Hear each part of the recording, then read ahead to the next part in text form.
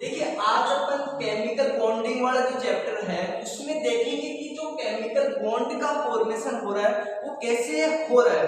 अब इसमें देखेंगे, मैंने डेफिनेशन लिखा कि the attractive force which hold the atom ion a chemical species is called chemical bond. कि कोई भी एटम हो, कोई भी आयन हो, जैसे कि मान लो अपने पास दो एटम है, अब दोनों एटमों के बीच में बॉन्ड बन जाए तो उसे अपन क्या बोलेंगे, केमिकल बॉन्ड। अब बॉन्ड का फॉर्मेशन ऐसे थोड़ी हो जाएगा कि दोनों पास पास में है बॉन्ड का फॉर्मेशन हो गया। बच्चों ऐसे बॉन्ड का फॉर्मेशन नहीं होता। देखिए मैं समझाने के लिए यहाँ लाया आपके पास एक एग्जांपल कि कोई एक एटम ए है, कोई दूसरा एटम बी है। अब देखिए एटम के बीच में क्या है, सेंटर में न्यूक्लियस है, इसमें भी न्यूक्लियस है।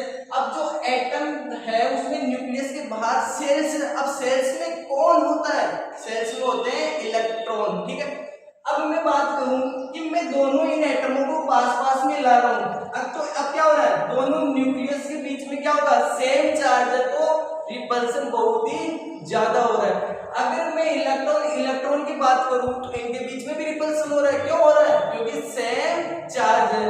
अगर मैं यहाँ बात करूं तो यहाँ पर भी रिपल्सन हो रहा है, तो क्या यहाँ बॉन्ड का फॉर्मेशन हो जाएगा, नहीं होगा। अरे बच्चों बात यहाँ देखो कि यहाँ रिपल्सन ही हो रहा है, क्या रिपल्सन ही नहीं, यहाँ अट्रैक्शन भी हो रहा है। अब देखिए यहाँ बात बताऊं आपको, इसका न्यूक्लियस और इसका इलेक्ट्रॉन, इनके बीच में क्या हो रहा है, इनके बीच में अट्रैक्शन फोर्स हो रहा है।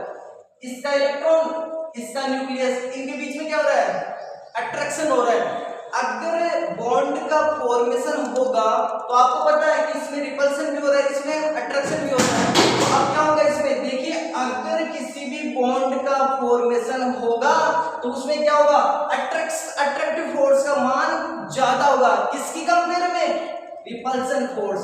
तो बच्चों यहाँ जो अट्रैक्शन फोर्स का मान है वो किससे ज्यादा हो रहा है, वो हो रहा है रिपल्सन फोर्स से ज्यादा। अब बात यह है कि अगर मान लो कोई भी अपने पास एटम है, अब एटम से मॉलिक्यूल क्यों बन रहा है कि जैसे कि दो एटम है, अब दो एटम मान लो पास पास में आ गए तो क्या होगा, मॉलिक्यूल का फॉर्म होगा। तो एटम में अपने एटॉमिक स्ट्रक्चर को छोड़कर मॉलिक्यूल में क्यों चेंज होना चाह रहे हैं बच्चों, वो इसलिए चेंज होना चाह रहे हैं कि अगर एटम अपने पास है तो एटम के पास हायर एनर्जी होती है कंपेयर टू मॉलिक्यूल। अगर मान लो दो एटम पास पास में आए और केमिकल बॉन्ड का फॉर्मेशन हुआ तो वो मॉलिक्यूल बन गया। अब मॉलिक्यूल बन गया तो उस मॉलिक्यूल में क्या हो गया, उसकी एनर्जी डिक्रीज हो गई। और एटम की एनर्जी अकेले की क्या होती है, बहुत ज्यादा होती है। तो जिसमें एनर्जी अगर हायर होगी तो वो अनस्टेबल होएगा, और जिसकी एनर्जी कम हो जाएगी तो वो क्या हो जाएगा, स्टेबल हो जाएगा। तो इसीलिए बच्चों कोई भी एटम है वो मॉलिक्यूल में क्यों चेंज होता है, क्योंकि जब वो मॉलिक्यूल का फॉर्मेशन कर लेता है तो एनर्जी तो लेस हो जाती है और स्टेबिलिटी बढ़ जाती है। देखिए बच्चों इस मॉडल की सहायता से अपन इसको समझें।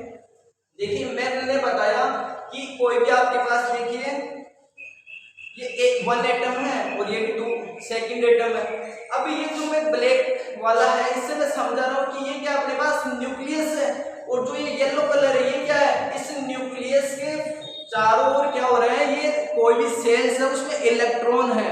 तो एक बात बताओ, मैंने बताया कि दोनों न्यूक्लियस अगर मान लो पास पास में आएंगे तो क्या होंगे, रिपेल होंगे। ठीक है, क्योंकि सेम चार्ज। अगर मान लो इलेक्ट्रॉन पास में आ रहे तो ये भी क्या होंगे, बहुत ज्यादा रिपेल होंगे। लेकिन अपने को यहाँ देखना है कि इसका ये इलेक्ट्रॉन और ये न्यूक्लियस, इनके बीच में क्या होगा, इनके बीच में बहुत ज्यादा अट्रैक्शन फोर्स रहेगा। और इसका इलेक्ट्रॉन और इसका न्यूक्लियस, इनके बीच में भी बच्चों क्या होगा, बहुत ज्यादा अट्रैक्शन फोर्स होएगा। अगर इनकी बात करें कि इनके बीच में जो रिपल्सन फोर्स हो रहा है उसकी कंपेयर में अगर अट्रैक्शन फोर्स क्या होता है, बहुत ही ज्यादा, तो यहाँ पर केमिकल बॉन्ड का फॉर्मेशन हो जाएगा। देखिए बच्चों आज मैंने ये केमिकल बॉन्ड के बारे में आपको समझाया। अगर ये वीडियो अच्छा लगे तो इसे लाइक शेयर सब्सक्राइब जरूर करें। Thank you.